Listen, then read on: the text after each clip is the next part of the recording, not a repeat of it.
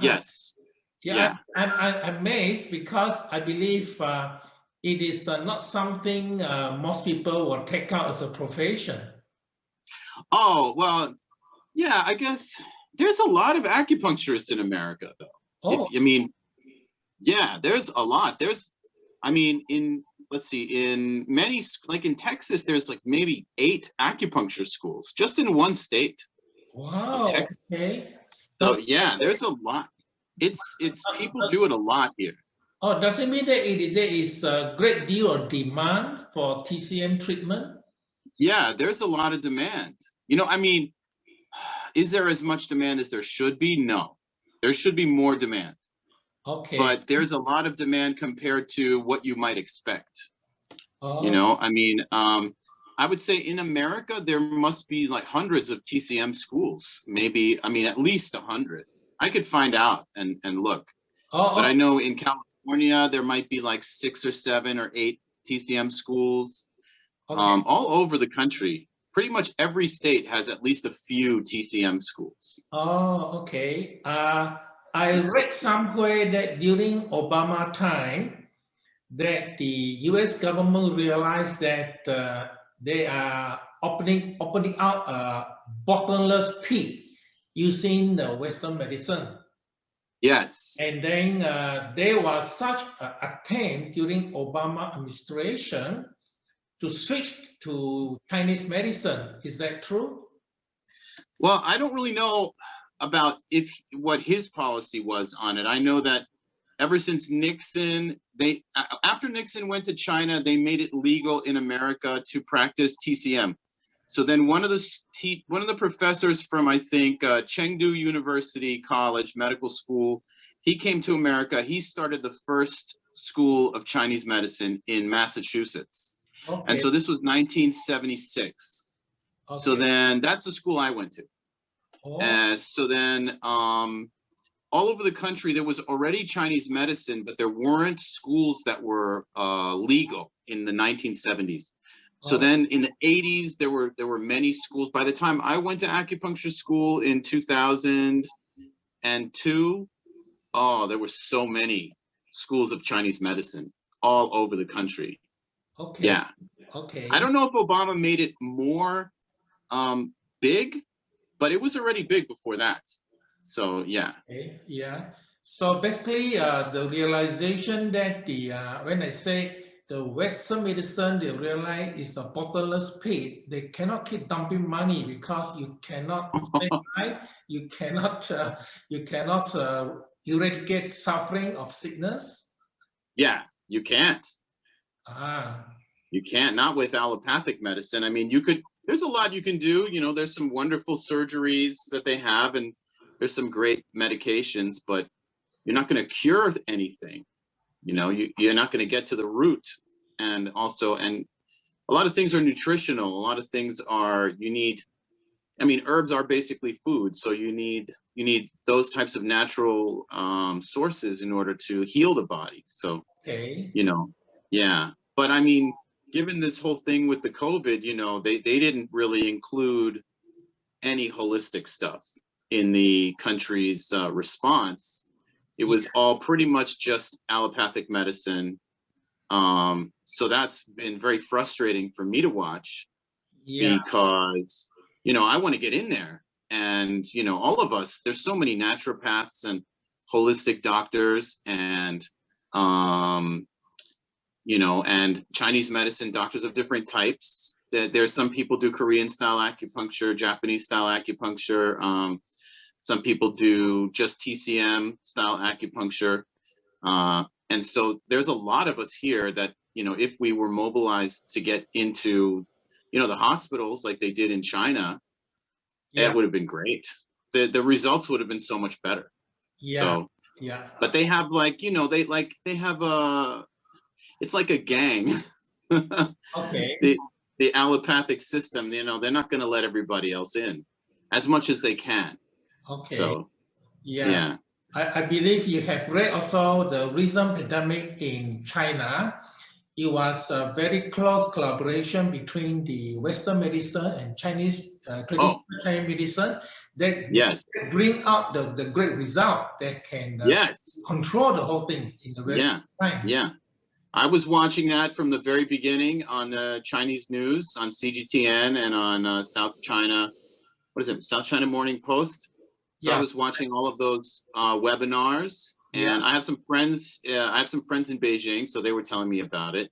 Okay. And so, you know, I was reading all of the studies that came out, the different herbal formulas that they used, like the Hubei one, the Wuhan formula, the oh man, what was the other one? There was so many that were putting out. So I was ready to use them all. So when COVID came to here, I told my patients, you know, you can buy a kit of the same formulas that they used in China. So I provided that to people who wanted it, but it would have been great if we could be there in the hospitals doing it in America. Yeah. But they didn't, you know, they're not going to let us in. They did a few clinical trials, like in one in maybe Los Angeles, and another one, I think maybe Washington State. They did a few clinical trials for Chinese herbal medicine, but they didn't do enough. Okay, all right. No way. And it shows. Yeah. You know? Yeah. So that was, to me, was extremely frustrating because I wanted to get in there. And, you know, I got COVID at the very beginning. So for me, I didn't care. You know, I already had it. Let me get into the fight. You were a fighter. I can see that right from the beginning. Yeah. So I wanted to get in there and, you know, help people. But, you know, there's only so much you can do if the system doesn't bring you in, right? Yeah. So yeah. Are you working in the hospital, or are you practicing on your own? Well, in America, to get a job as a Chinese medicine in a hospital is very, very few jobs. Oh, okay. So most people do private practice, like I do. I have a private practice, or they'll do group practice, but it is covered by insurance. So I have some in where I live in Maryland, it's covered by insurance. I don't know about other parts of the country because in America, everything is state by state. So what they do in one place is, who knows what they do in other places. So yeah, so in Maryland, where I live, right outside of DC, it is covered by insurance. Oh, yeah. I see. That is a great help. At least the do not need to. Yeah, it's a great help because, you know, people pay enough for their insurance. Yeah, correct. Yes, but in Malaysia, it is not covered by insurance. Oh, yeah. At all. What about it? No, it's not covered by. So it's like where I used to live in New York and it wasn't covered by insurance. Then I moved to Maryland and it is. So I have no idea why. Just people have different rules. So So Malaysia, it's not covered by insurance. Yes, yes. Do you have like a? Sorry. Go ahead. No, go ahead. Go ahead. Do you so in your case you practice as the individual medical practitioner? Yes. And because also it is being covered by insurance, would I say that you also have a good number of patients every day to keep you busy? Well, I did before COVID. So then after COVID, people didn't want to come in to the private practices, you know? So, I mean, I was allowed to work. So I was considered an essential worker. So I was allowed to go into work. But patients didn't want to go in to see like regular doctors or chiropractor, naturopath, massage, Chinese medicine. So this whole time has been, of the whole lockdown situation, has been very, very, I'd say at first I was about 25% of my normal number. And then over the summer, it was about 50%. Wow. And then with the second wave, it went back down to 25%. So now I'm just waiting for all this craziness to be over. Okay, all right. Okay. Yeah, thank you for sharing your background information. Help me to get to understand your situation. And very happy to hear that you are practicing TCM well and it is well received. Yes, a lot of people love Chinese medicine in America. Oh, you know, they love it. They love acupuncture. It's harder to get people to take herbs but then I can still do it. I can convince people to take herbs. So then they do, you know. Okay. You just have to explain the science, and then they like it. So. Okay. All right. So hearing what you say, I think I hear a more optimistic picture of what is happening in your place as compared with Malaysia. Oh, but I mean, I wanted to, you know, I'm from Brazil and I'm from Chile. My parents are from Brazil and Chile. And at some point I wanted to like move out of the US just to like, you know, live in different country. So then I was thinking, oh, Malaysia, they speak English, right? Isn't that one of the languages? Yes. English. And that's what? Yes, English is one of the common language. Yes. Yeah, English is one of the common language, and so I find a lot of history very interesting, and so I was like, oh, Andrew lives there. Let me ask him and see what he like, how he like, you know, how things are. So that's why I think, you know. Yeah, let me give you a bit of my perception, my observation of Malaysia's situation as compared with what you share with me about your situation there. First of all, I'm not a TCM practitioner. I'm just a retired oil and gas executive. Yes. Oh, wow. Okay, cool. I'm a civil engineer by profession, but later on I moved into management, and that is where I get interested in human behavior, and behind it is the psychology. Nice. So I took out psychology study myself, and before I retire about in 2008, I've been learning on my own, and after I retire, I keep myself busy. I do a lot of coaching work to people, individual. Right. I have a few Western medical doctors who recommend patients to me. Doctor know that the medicine cannot help them too much because there's a lot of underlying emotion and psychological issues. Oh, exactly. Yeah. The emotion is the biggest issue. Yes. So I've been doing that since retirement. Up to now, I think I handle more than 600-700 cases. Nice. That's great. Yeah, whether depression, suicide, and so on and so forth. And later on, I stumbled onto this Yellow Emperor in the Classic. Yes, where great book. It's a perfect model because it linked the psychology and physiology together. You can't get them. And on that, I also do my own study for about 3 to 4 years. And I have a little advantage of knowing the Chinese language. So I do all my own research. And from there, I find so interesting that because I'm a coach, also a trainer during my career time. So I took it on my own to share this to the world through Udemy platform.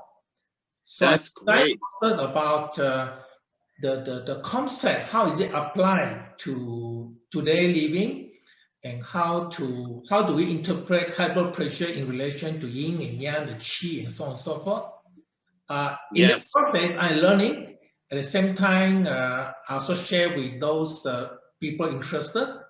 So that is roughly my background. And today I have about 800 to 900 people sign up to my courses. Nice. Yeah, to understand how Parkinson come about, autism come about, and I explain all from this yin yang qi and 5-element organ functioning angle. So keep me pretty engaged, more so than my career time. So that's my background.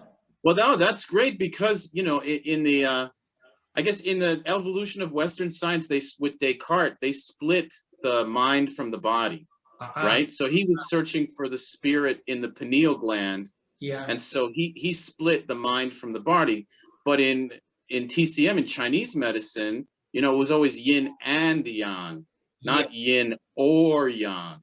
So they didn't split the mind from the body. So then you look at how the mind interacts with the body, how the emotions cause chemistry, and then the chemistry affects your body, how it works, right? And so then hundreds of years later, in Western medicine, they came up with something called psychoneuroimmunology, which is almost like how the thoughts create emotions, how the emotions have chemistry, how the chemistry affects physical changes.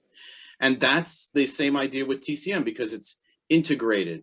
Each organ has an emotion, and each organ has an action. So then that makes chemicals, and then that affects how your body functions.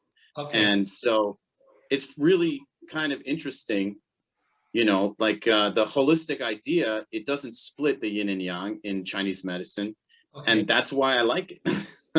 Yeah. That's why I think it's so useful, because a lot of times in Western medicine, it's like, oh, you could have a liver problem, like a hepatitis C, and then you could take interferon medicine. Like I had a patient, and they have crazy anger, huge rage, anger while they're taking the medicine, right? Yeah. Because the hepatitis stressed the liver, so the emotion is anger. Yeah. So then, as with the acupuncture, I can harmonize the liver and, cool down the liver fire, and then they can feel less angry, and then their hepatitis can get better faster. But it's the thing that's great about traditional Chinese medicine is the integration. It's one body. Yeah. Yeah. So and Western medicine's getting there. a few thousand years late. Yeah. And before I come across this Yellow Emperor in a classic, which normally I like to refer as ancient wisdom. I don't use so much the word called Chinese medicine, because right. I want to move away from the word medicine, because I'm not a doctor. All right. So, I understand. And I've been practicing helping people with depression, emotional issue, whereby I'm using EFT. I use EFT. The tapping. Yeah, tapping. Yes, that's cool. Yeah. I haven't studied it, but I had some friends who did. So EFT is one of the methodology I use in my one-to-one coaching, more on the emotional issue of suppressed emotion, and later on I complement by the ancient wisdom using food therapy. What kind of food they eat every day, the consumption of food, and what sort of qi exercise, and what kind of massaging they can do to themselves, and the area of motivation to themselves. So meaning that I try to share in terms of the daily living. We call it style of living, how to help them to build a good health foundation. Whereas if they need treatment, then they need to see a TCM doctor. But I cannot dispense Chinese herbs. I cannot do acupuncture. So but daily treatment is the most important. Like what my teacher always used to say, my teacher Yan Ping, she would always say, it doesn't matter how many surgeries you have, how many drugs you take, how much acupuncture or herbs you take, your food is the most important thing. Yeah. So she made us watch that movie Super Size Me. Yeah. Did you see it? The guy only eats McDonald's for a month. Oh, very bad. He got so sick. But what you're doing with the Tao of what did you call it? The Tao of nutrition or food? The Tao of living. Yeah, Tao of living. Yes, that is the most important medicine. I emphasize on the importance of three aspects. One is the food therapy, because in the ancient wisdom there is this principle that say that food and medicine, they come based on the same principle. Yes. Whether it's a Chinese herb, is based on the principle of 5 types of qi, 5 types of taste, whether it's bitter or sour type of herbs. Likewise, same principle is applied to the food that we consume. Whether the food that we eat every day is holistic to cover all the 5 organs. So food therapy is one aspect, then the other one is a qi exercise, whereby they need to. And the third one is balancing the emotion and personality. So I teach personality. What kind of personality will lead you to that kind of health problem? So that is my main offering in my video courses. That's great. Yeah. But the food therapy, I love it, and the so with the chi exercise, you do qigong, or you do tai chi, or you do like a yoga or something. In my video course, I explain the difference between Qi exercise and Qigong. Because I want to bring out the important concept. What is the purpose of exercise? They need to understand that notion first. All right. And a lot of time people don't have the understanding. They go to something very fanciful about I have mastered how many different type of Qigong. I know. That's so true. That was like one of my qigong teachers was always like, I know this style and that style. But I see a lot of qigong master. They caught the COVID. They caught the cancer. So it's not balanced. Yes, that's great. Yeah. And then you do the emotion, which is really so important. The different emotions, like regulating the emotions, is so important. Yes. Yeah, that's really good.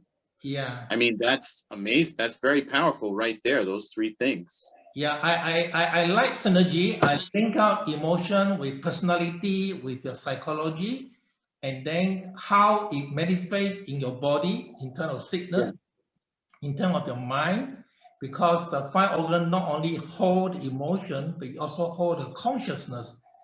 Yes. In Chinese, we say shen, that is consciousness. Yeah, the shun, the po, the hun. Yeah, that right. For the horn. Yeah. And the ji for the kidney. Yeah, you are right. That. And the yi for the spleen. Yi for the yes. And I used a lot of those points for the kidney. The G, I don't know how to say it properly. The ZHI in pinyin. For the Z. The Z, Z for the the intention. Right. The intention. Yes. Yeah. The will. The will. So this is what I also observe, because I also purchased a lot of English book on this ancient wisdom. By a lot by American, and some of them by Italian and Portuguese. I can't. Giovanni Macchio. Giovanni, yes. Yeah, I like his books. Yes, and this is what I find amazing, because most of these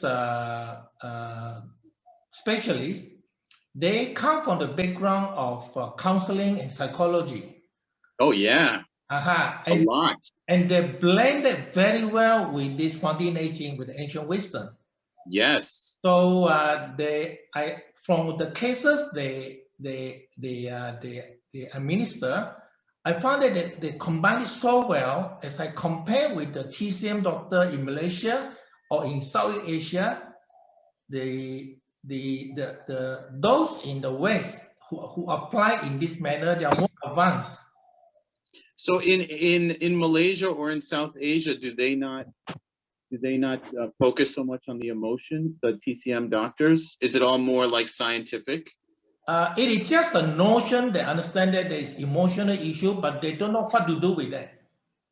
But you just use the points for the emotion. You find out what emotions patients are having, and then you help them balance that. Like with the food. Not only that, if you read my previous video, when I made observation of the TCM doctor, how they treat the patient, they do not observe the emotional and behavior of the person and relate to them. They only look at the tongue, whether it is spleen, is out of balance, whether the heart is on fire. They do not make good connection with the person behavior, with the person mental state.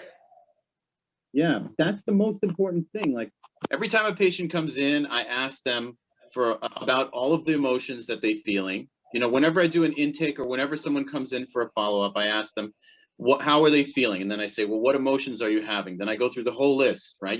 Sadness, grief, overthinking, worry, fear, fright, irritability, anger, hyperactivity, restlessness, indecisiveness. And so those are all of the organs, right? And then indecisiveness is gallbladder, or it can be small intestine. And so then I ask them like how they feel in their life. So from there you can take how they feel, like their psychology in their life, what's going on, are they stressed out? And then you can get the little hints like, oh, well, I should use this herb for this emotion, or I Yes, should use this acupuncture point for this emotion. And yes, then when you treat the emotion, you can also treat the body.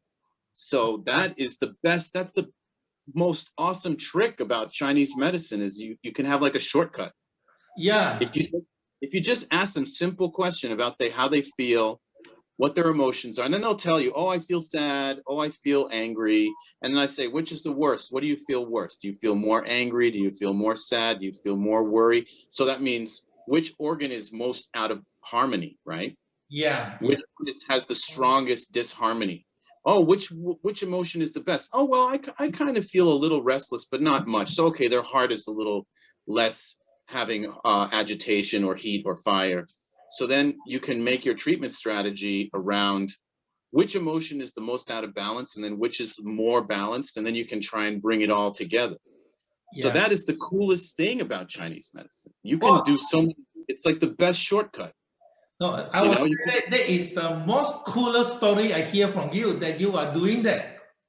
yeah, every Yeah, time. yeah, you are doing wonderfully, because I have not seen any TCM doctor practitioner doing what you are doing in Malaysia. No, they don't do that. My problem is that my dad is a psychiatrist and my mom is a psychologist. Oh, you have that unfair Yeah. structural advantage. Yes, I know. So whenever I look at anything, I always look at like, what's the feeling, what's the emotion, what's the thoughts, what thoughts are having a problem. So yeah, I don't know if it's the best thing. No, this is wonderful. I really am very delighted to hear that. Yeah, yeah. And I also have been making some observation and study about mainland China, Uh-huh. because the Yellow Emperor is originated from China about 3,000 Yes. years ago, right? Yeah. But from what I study, majority of the mainland China, they have abandoned this ancient wisdom. Most of them don't even know it. So when they go to TCM school, they don't look at, is it all just No, no, no. science? I talk about the country as a 1.4 billion population as a whole. All right. I also mentioned to you, as I find out more such important information from the mainland Chinese. So they told me that the educational system is no different from Malaysia. Right. The biology, how the heart function is all based on Western science. I know that's a problem, because Western science is only half. It's only part of knowledge. Yes. And, you know, like I saw you post that article about how they have to respect the ancient information. And, you know, it's a treasure. You know, I mean, before I went into Chinese medicine, I studied history and anthropology.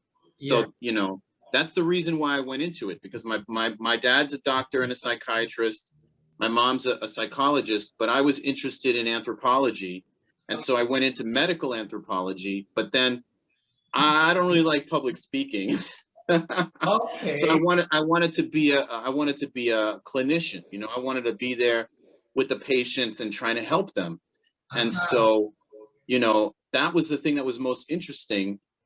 But they shouldn't throw away their culture and just do like Western science, because Western science doesn't see reality, only sees parts of reality. Yeah. If you don't have a holistic way of looking at the world, you're only going to see pieces of it, you know? Yes, yes. So that observation, then I say there's no difference in terms of who are my target group. I want to promote this ancient wisdom. It is not just Malaysia, but mainland China, 1.4 billion population, because the educational system does not support them. So they might be influenced by the Western's, the hard-baked Western science. Yes. And even during this last year, at the peak of the COVID pandemic, a lot of TCM doctors are so frustrated because the patient refused to be treated with the Chinese herb. In China? Yeah, there are a lot of cases. Why? What are they? I mean, what are they going to do? I mean, in the West, okay, they have a couple of drugs that are okay, but then you look at the studies, and if you look at the 5 herbal formulas that they did in Chinese medicine, the 5 herbal formulas lowered the ICU rate by 90%, and then they lowered the death rate by, I think, once you got into the ICU, if you were taking those herbal formulas, they lowered the death rate by something like, I'll send you the paper. Yeah. I think it might have been, they lowered it by like 75% or more. Yeah. So, I mean, I have this. use it. It works. It's excellent. You have to use, I mean, you know, that's so strange because a few of the drugs that they use in the West are okay, like ivermectin, hydroxychloroquine, and maybe a couple others. Yeah. But they're not, if you use everything, then you have the best, you know. Yeah. Yeah. I'm very, very much looking from the people mindset and behavior, even to the whole population. Then I said, well, this is my gold mine because this is the place I need to promote ancient wisdom to the Chinese people. Yeah. We're supposed to be the one to teach the rest of the world, but not so. Yeah. No, So, they have to have pride. Yeah. They have to have pride in those. I mean, that goes for the whole world. People want to throw away the past. I mean, I studied anthropology, so I'm always interested in culture and in the past. But for all over the world, people want to throw away the past. And okay, maybe the past there were a lot of problems, but there were smart people in the past. Yeah. And they understood important things. So we shouldn't just throw away what they learned. We should keep it. And we should learn what they learned, and then we should move forward to make the future more interesting. Yeah. But if people don't do that, that's a huge mistake. Yeah. You know, so I think what you're doing is awesome. Because I find it so challenging that I open up quite a number of mainland China social media accounts. I do a video in Mandarin because the video I put in YouTube, most of them, they have no access.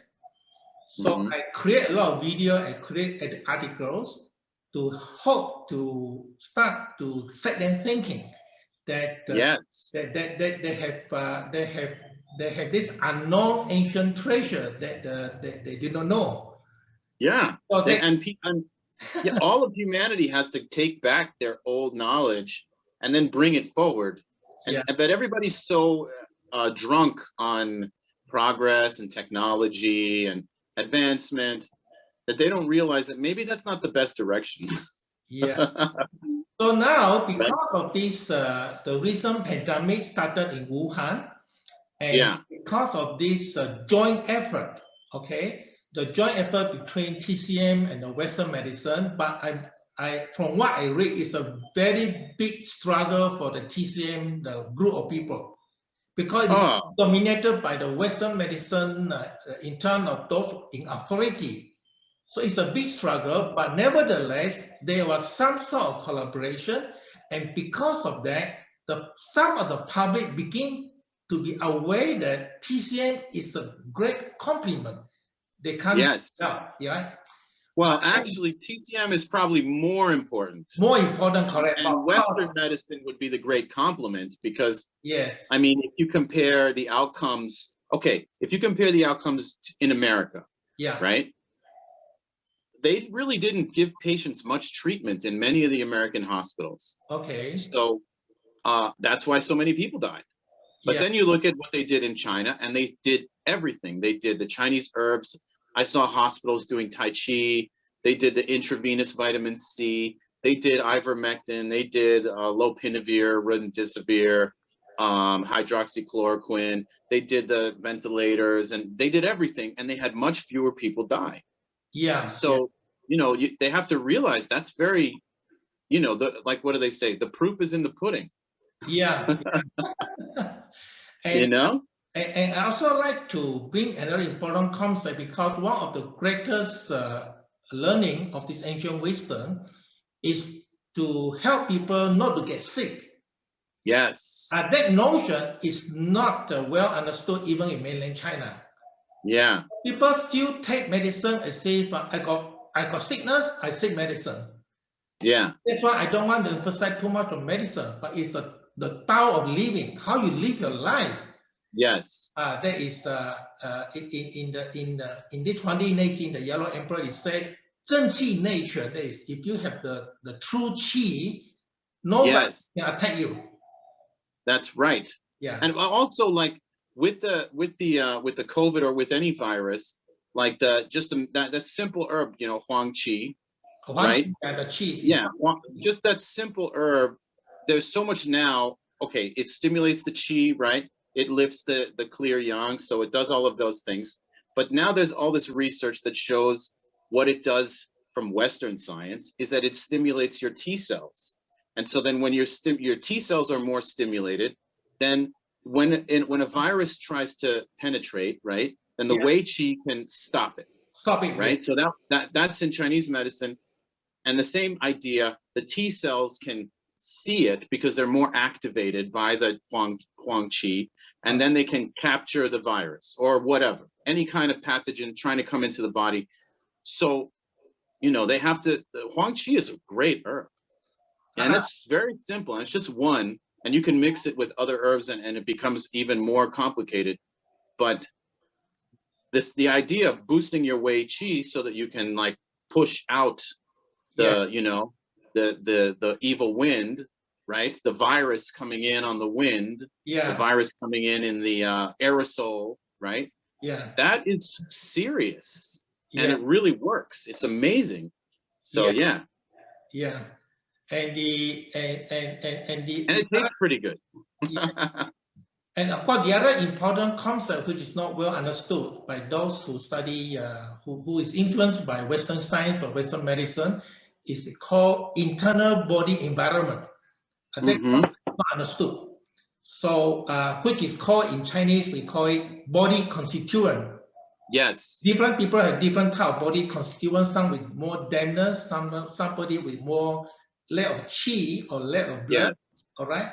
So my job in terms of teaching is to bring this concept, get people to understand the fundamental concept, how your body works. Yes. Yeah. And there was like a split in Western medicine between two scientists. One was Pasteur and one was called Bouchon. And Bouchon said that the inner terrain was more important. Inner terrain, yes. Inner terrain. Yeah, and it's the same thing as in Chinese medicine with the constitution. You know, like, do you have wood constitution? Do you have damp constitution? Do you have qi deficient constitution? You have kidney deficient constitution? Do you have like yang constitution? Yeah, and so then that's what Bouchon said, and then there was Pasteur who said, no, it's the germs. It's all about the germs. It's not about the terrain. Yes. And then later in life, Pasteur said, "Oh, I was wrong. It wasn't about the germs. It was about the terrain." Huh? the internal of the body environment. Yeah, that's the most important. I mean, you know, if the pathogen is very strong, like in the Wenbing school, where they were talking about the big plagues that would happen in China, like in 15th century, when they came up with the Wenbing, I think, was that 15th century?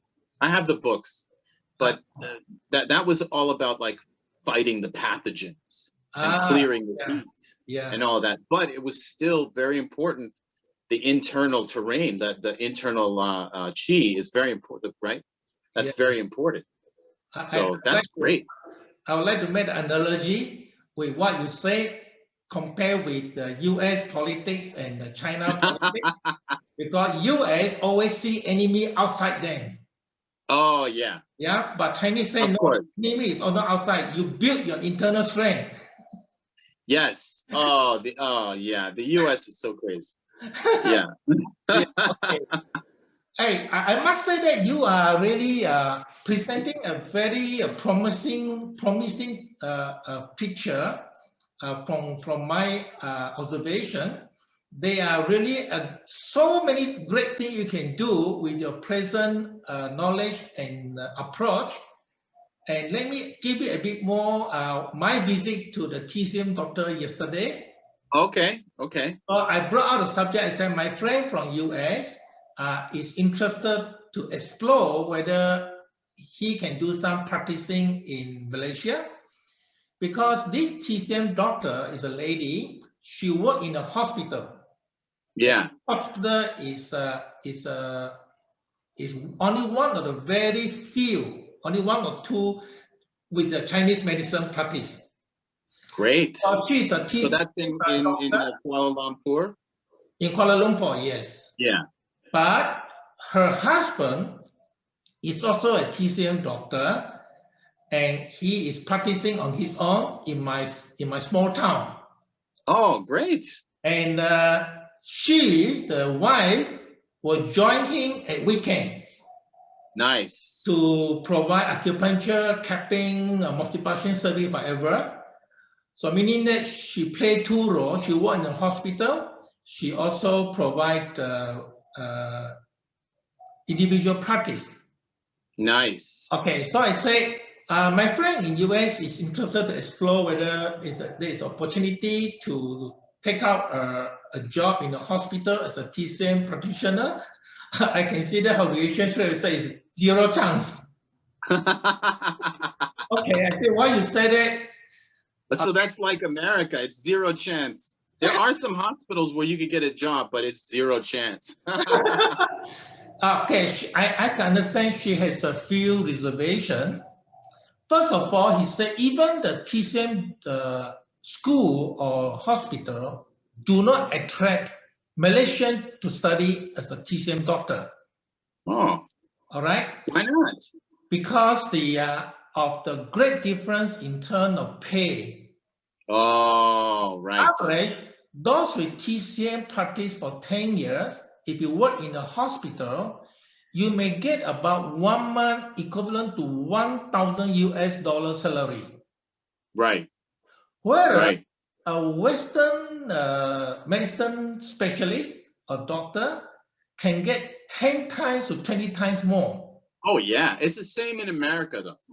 Okay. America, if you're a plastic surgeon or, you make a lot more money than doing Chinese medicine. Yes. Okay. Yeah. Big time.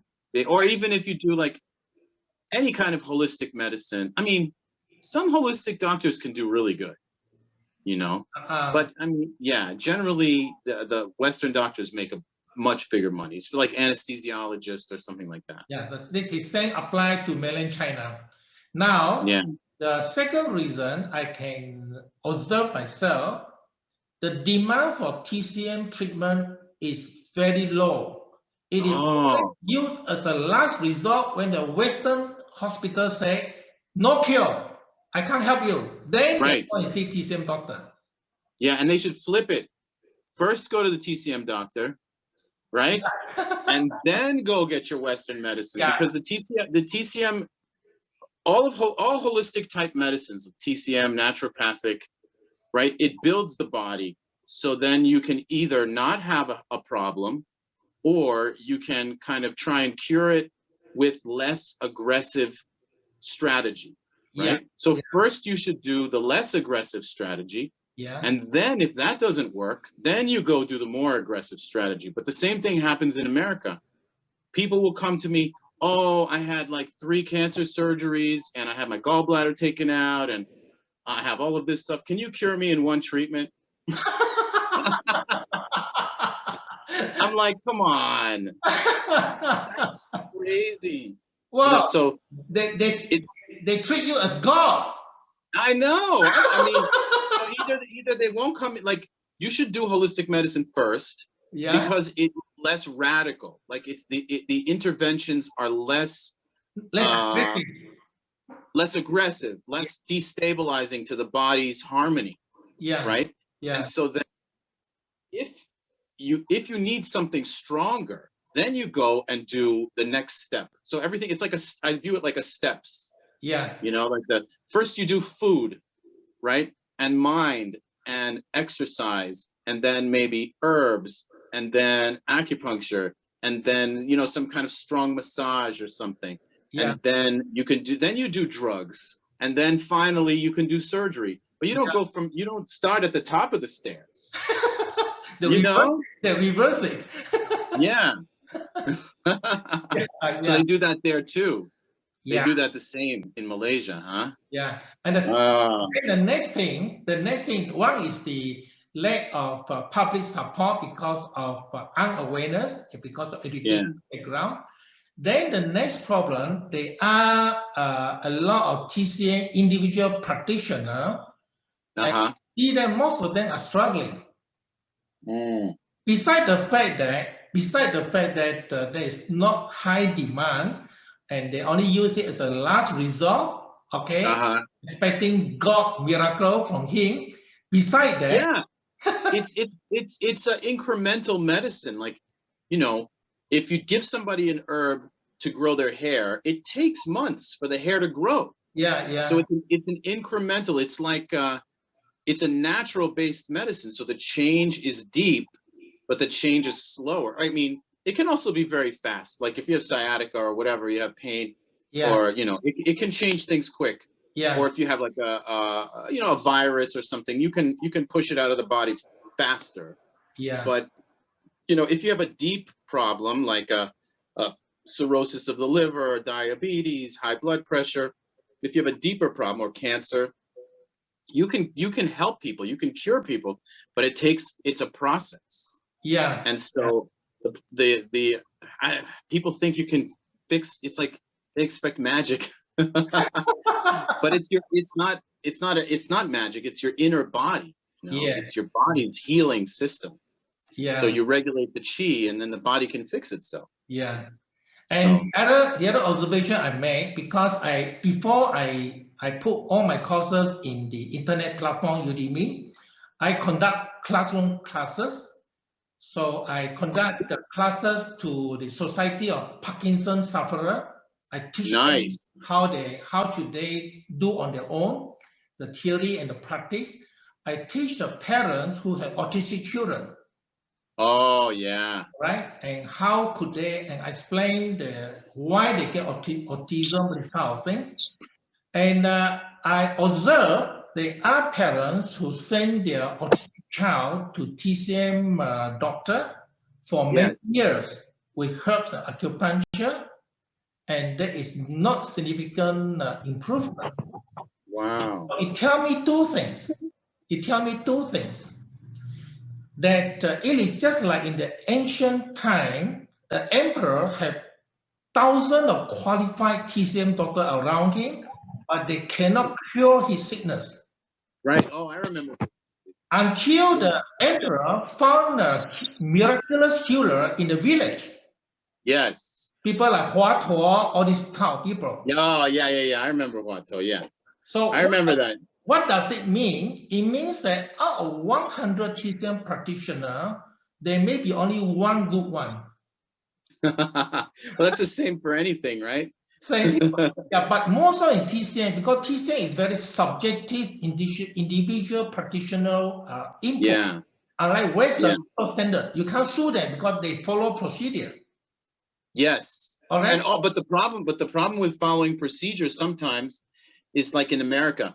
Oh, you can't use hydroxychloroquine for COVID because it's not procedure. Oh, you can't use ivermectin for COVID because it's not procedure. So then that's why more patients die, because nobody wants to get sued. So then they just do, we're just going to do, we'll give them fluids and antibiotics. Come on. That's ridiculous. But keep going. So this is the type of observation I made, that TCM doctor, I found that they don't even have good foundation in the theory of this ancient wisdom, Yellow Emperor. So they only do treatment as treatment. So there is one patient, okay, and I shared with you my previous video. I can go to see 3 TCM doctors about my symptom. They give me 3 different diagnoses. All right. So I must say by today, I visited quite a few TCM doctors. None of them satisfied me because I do a bit of my research. If those who don't understand this Yellow Emperor, the yin-yang concept, you have no way to challenge the TCM doctor. He said, your liver is on fire, but what does it mean the liver is on fire?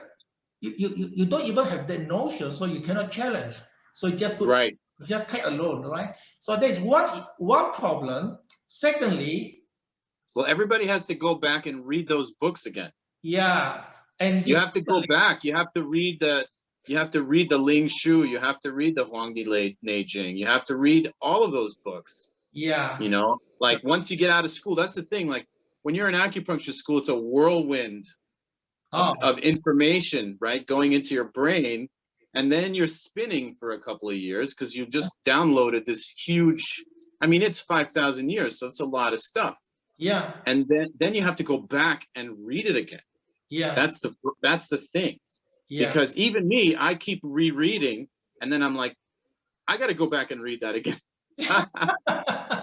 Yes. You know, I keep on trying to reread it all over and over and over and over and over again. So because it's so big. Yeah. So now you see that different TCM practitioners create dilemma to the patient. All right. Yes. So there's one thing. And then the other thing I observe, I haven't seen the TCM doctor emphasize the importance of the style of living, how you live. Right. They only concentrate on how good is the herbs administration that can cure so and so and so and so. How wonderful is acupuncture, or this person after a few acupuncture he can walk already. So yes. I think this doctor, they missed the point. Yes. You may go in treatment, but you are not helping the patient not to get sick again. Yeah.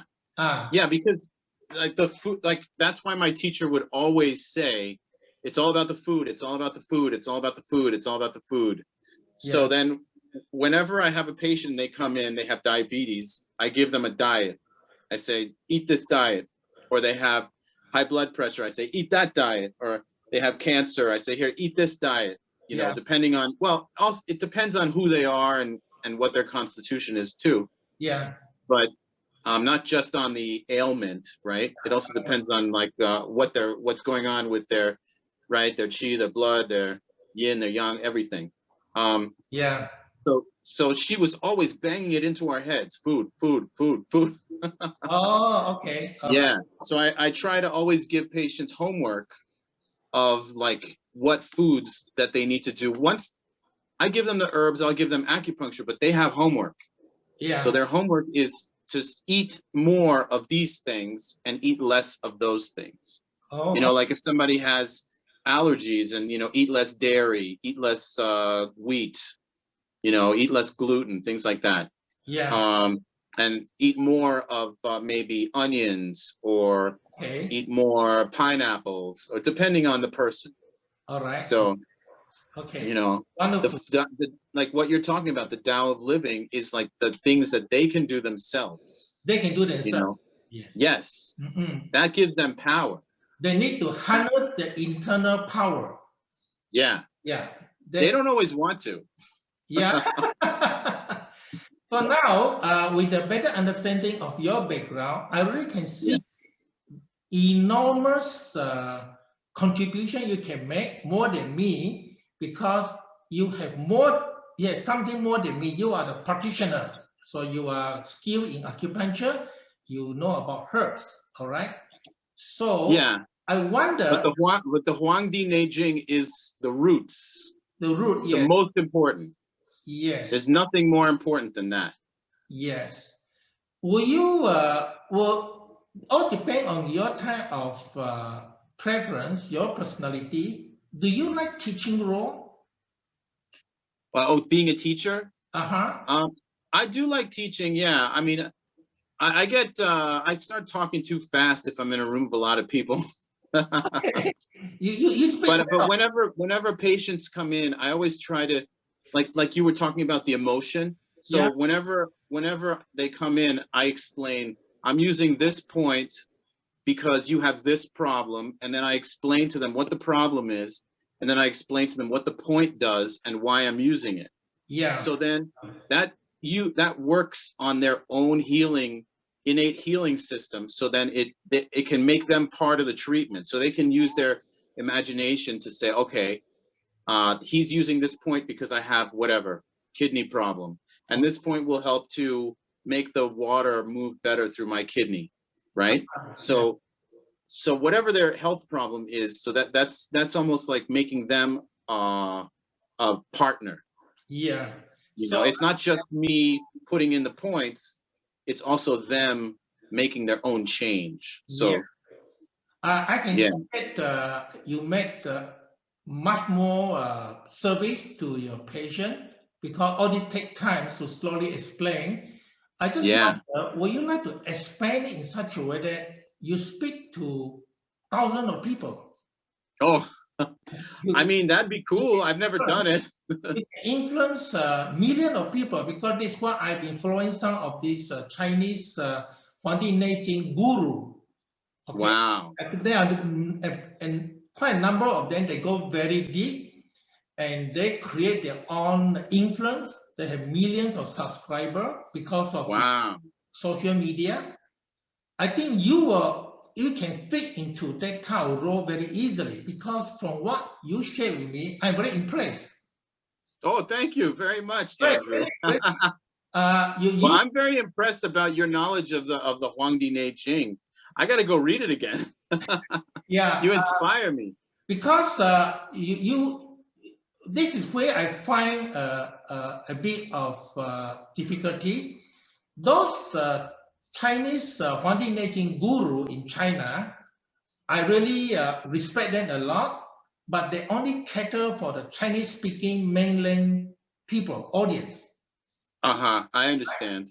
But So then people in Malaysia and other countries, they don't get into the class. It's only on the what are the Chinese social media, the Weibo or that depends on, first of all, whether even outside China, whether Chinese have this interest, most of them have no interest, and those who have interest may not know about this platform. Mhm. Those who know, they may get quite a few who join their classes. But what I want Yes. to say here is you can provide a great opportunity because you will be sharing this to the English-speaking world, Yeah. ancient wisdom.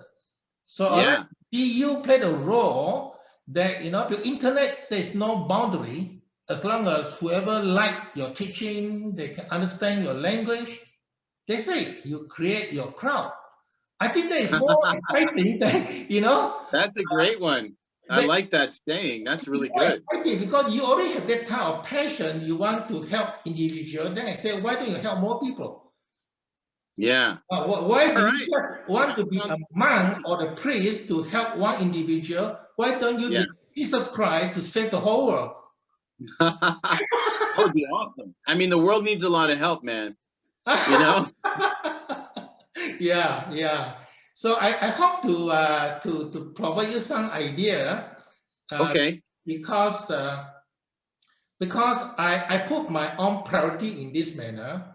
Yeah. No matter how dirty, we still need healthy body. Yes. Even an evil guy, if you don't have a healthy body, you cannot be evil anymore. Yes, that's right. Because I mean, even in the Huangdi Neijing, all of these different, affects that people have come from imbalance. Yeah. So if you can help people to become more balanced, then hopefully they can behave a little better. Yes, Right? they can be more balanced in their political approach. Yes. Yeah. I mean, some people could improve their diets. I'll tell you that, man. Certainly. If you say that the autistic child, their tantrum, their typical behavior, it can be greatly helped by food therapy, then I would Yes. say those fanatic politicians, like some of the US senator, they can be Oh, by food therapy and some balancing method also. yeah. And there's a lot of fanatics. Fanatic, So, yeah, so fanatic. do you have your videos? Is that connected to your LinkedIn about what you did with Parkinson's and autism? Yeah, I will give you the link for you to do some referencing. And maybe you are interested because Udemy is a wonderful platform that has 50 million students. Okay. All I'll right. check it out. Yeah, if you send me the link. Because Because I have patients who, I mean, I used to work with autistic kids. I used to, like when I was young, I used to work as an assistant in a school for autistic kids. yeah, So I did that for like 4.5 years. And it was great. I loved helping them. I mean, all I did was like, I took them to they had a little job, so I took them to their little job, and then I helped them to, they had like a weaving program where they were weaving and doing art. So I didn't do, I mean, it wasn't anything fancy, but it was really very, it was amazing, Yeah. And so I always wanted to do something also. I have had some autistic patients, but I also wanted to do more to help them. Yeah. So yeah, if you have any interesting links that I can look at, that'd be great. One video course about 5 hours on autism. Nice. Another video course on 4 hours on Parkinson dementia. Yes. All right. Yeah, I have a couple. I've treated a few Parkinson's patients over the years. So yeah. Really share with them the concept. So once they understand the concept, they do their own individual practice, the way they live, right. What they eat. And I can see that maybe there is a possibility that we can collaborate, because I can only build foundation for them. But for those who got more severe cases, then they need to go to you to have proper herbs, proper acupuncture if nearby. Yeah. Very good. That's great. So hopefully. So what you were saying before about Malaysia, what was the situation there that was going on? That you were saying earlier in the very beginning of the conversation. Was it just about the people not grabbing Chinese medicine, ancient wisdom? Oh, I basically observe it. I analyze in the following manner. I think this is the same analysis whether in Malaysia, mainland China, or US. First of all, the public are not aware of this ancient wisdom because of educational system. That your blood circulation is because of your heart as a pump, but it's not. It's a chi that moves the blood. All right. That's right. First is the educational problem. And it's very difficult to shift that belief after decades of education. So it's his first problem. Second problem, they have been bombarded with 99% literature about Western medicine, Western science, Western nutrition. Right? And this is the real Western nutrition is also reductionist. It's also just about the vitamins and all that's great. It's all about the vitamins and nutrients, but it's not about the chi of the food. It doesn't ever talk about any of that. Because of this, I understand this is a mindset issue. Most of my video courses are created to tackle that kind of mindset. Yeah. To help them to see that what you consider as logic is illogical in the bigger context.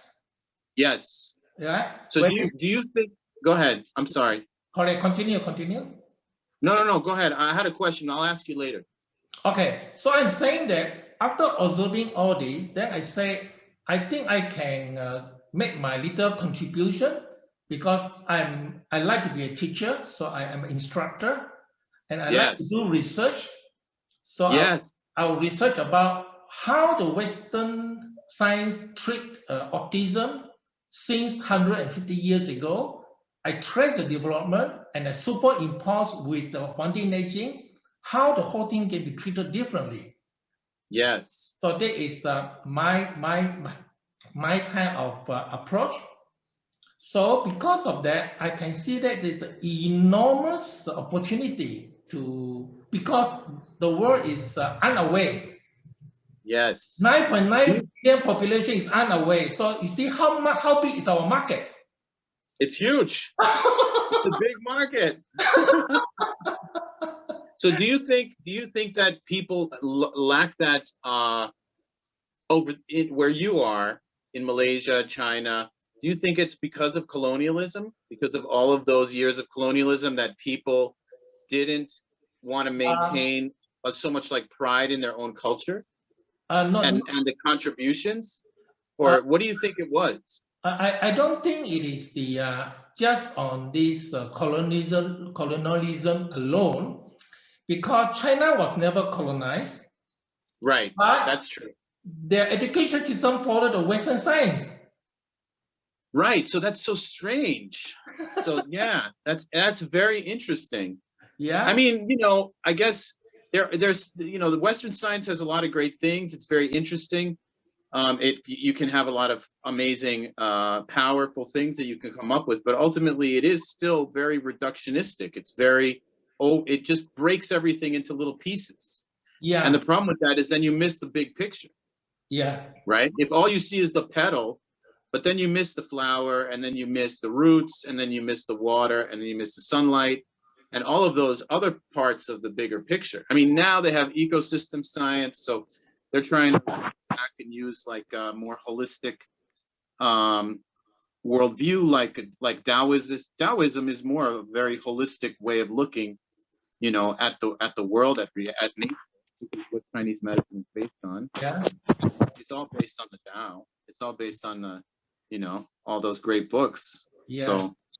And the other observation I made is that I'm still talking about population in general. Besides the education, is the people mindset. The mindset is driven by the personality. Yeah. Not everyone has the personality of holistic thinking or system thinking. Right.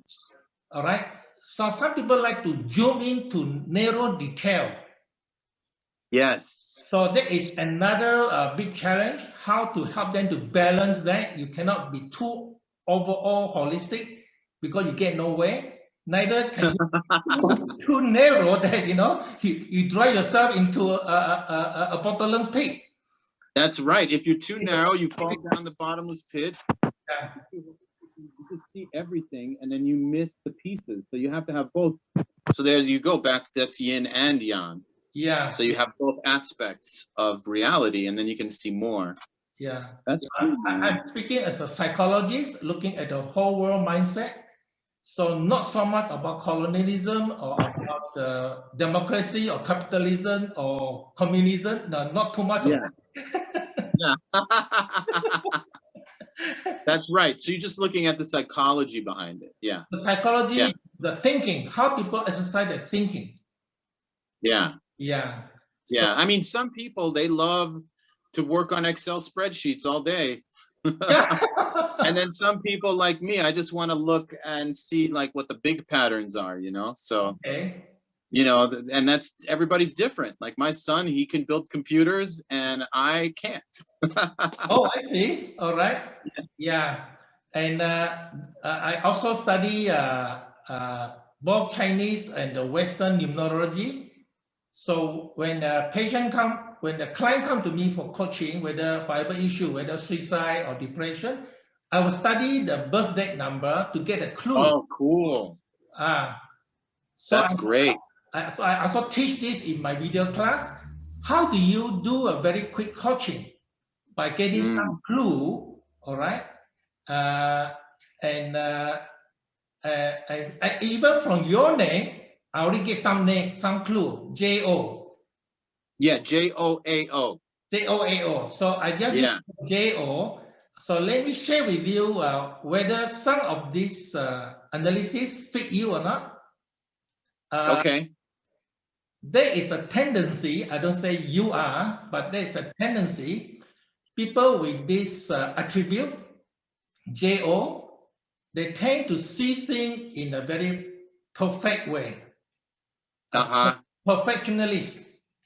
Okay, yeah, sometimes. But not about everything, not just about a few things. Okay. And because of that, these type of people, when they see that, they cannot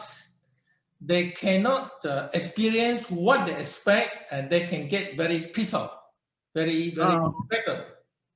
I don't get too pissed off. I get a little bit. Okay. I try to always find the humor. You know, like what's funny about life.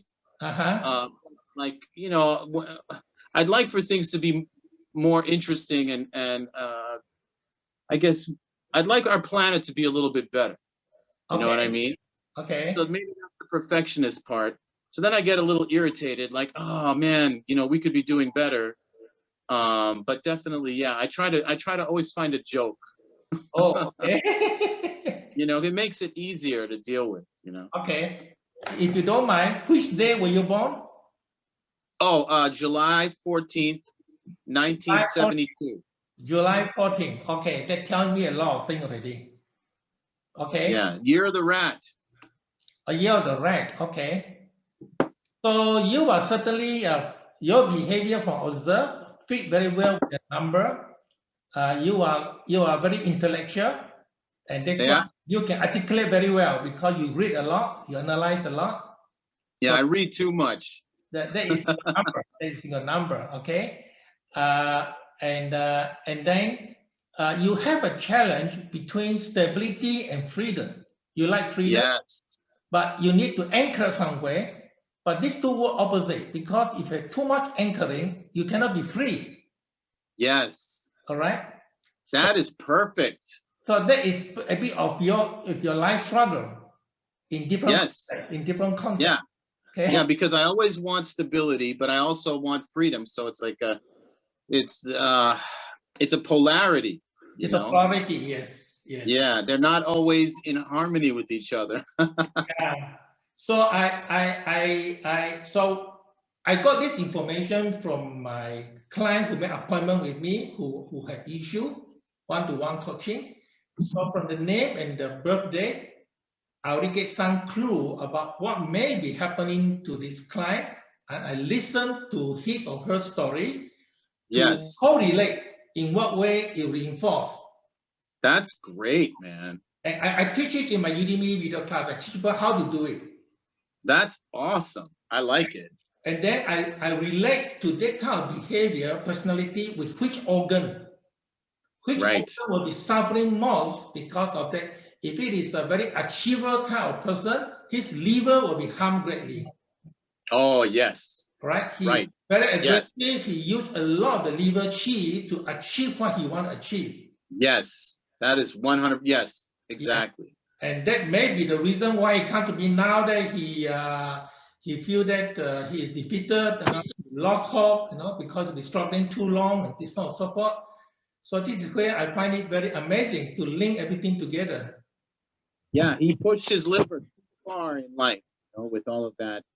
Being, like you said, being a high achiever, being high aggressive, and then it turned into like physical problems. Yes, and then with achievement orientation and with a lot of drive, that may over deplete the kidney. Yes. Yes. With the kidney is determination, is drive, is Hercules. Yes. Yeah. The what did you call it? How do you say it? The zhi. Right? 大力士 is Hercules. Yeah. Kidney is 大力士 is Hercules. Yeah. So this is how I make it interesting for myself in my work. So I can see that really, there is a fantastic opportunity for you because I envision one day you are not speaking to me, you are speaking to millions of people using internet. Wow. That's great, man. Yeah, wonderful. So hopefully you get some picture about your earlier request that you like to explore because of your freedom energy. You like to explore. Maybe you want to go to Malaysia, you want to come to China. Maybe now I give you a bit of other picture for you to balance. What other way can you use your freedom energy beside your work in Washington DC? Yeah. The work is at your disposal. Yes. 8.9 billion population is waiting for you. So yeah, I mean, that's exactly 100% right. So is that numerology or is that astrology in I combine. I normally like to synthesize. Synthesize. I use a bit of the Chinese Bazi because the Chinese Bazi, they don't just look at the number because it's a yin and yang of a number. Yes. All right. So I also use Enneagram. Enneagram is another great tool which underlies the personality in a very deep level. Yes. Yeah. All this I come up with this video called A Single Window to Personality, Emotion, and Physiology. That means how to link all these things together. So you're mixing the psychology with the ancient wisdom, right? Yeah. That's great. That's really good. So you mix the Enneagram with the what is it? Is it the I Ching? No, it's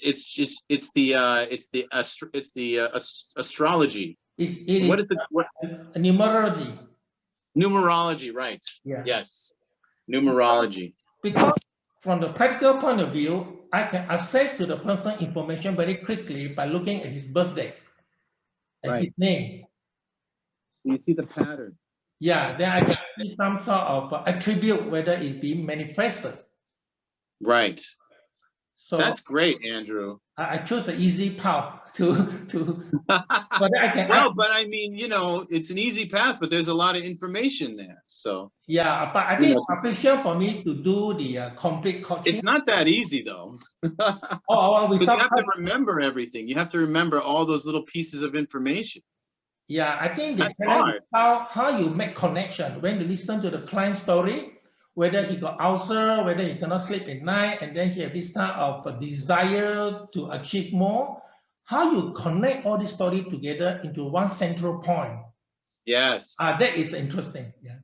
Yeah. Yeah.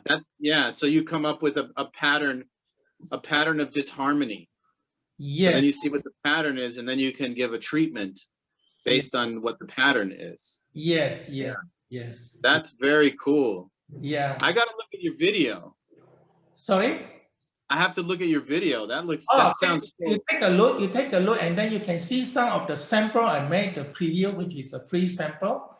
Sure. Maybe you like it that you want to do your own. Yeah. Well, that is a platform you can reach to the whole world. Yeah, send me. I don't know what it's called. Send me the link. I'll give you the link. You can browse through later. Yeah. Okay, I will. I'll browse through it later. Wonderful. And I hope to see you in a different platform. All right. And I'm one of your audience, or one of your thousands of participant audience. And you have your morning walk. Is it morning there right now? I've done my morning walk. It's about lunchtime now. Lunchtime now. Okay, great.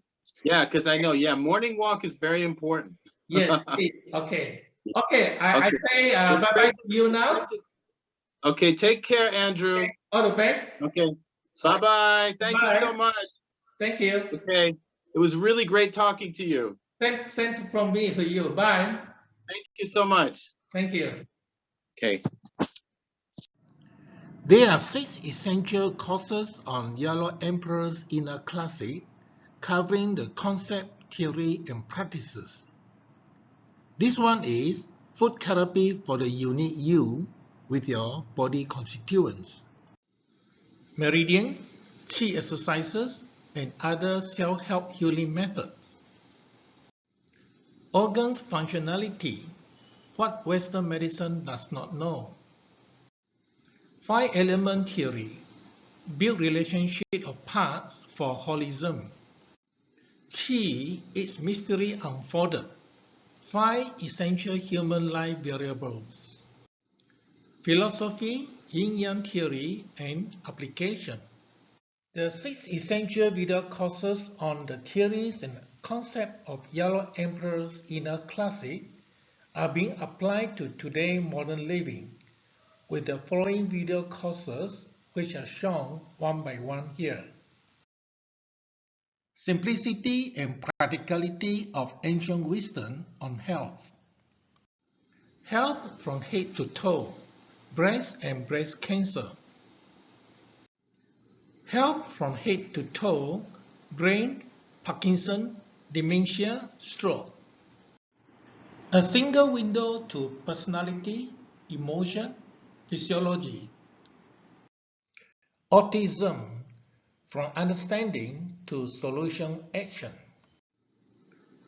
You can find the links to these video courses at my blog www.360q.com.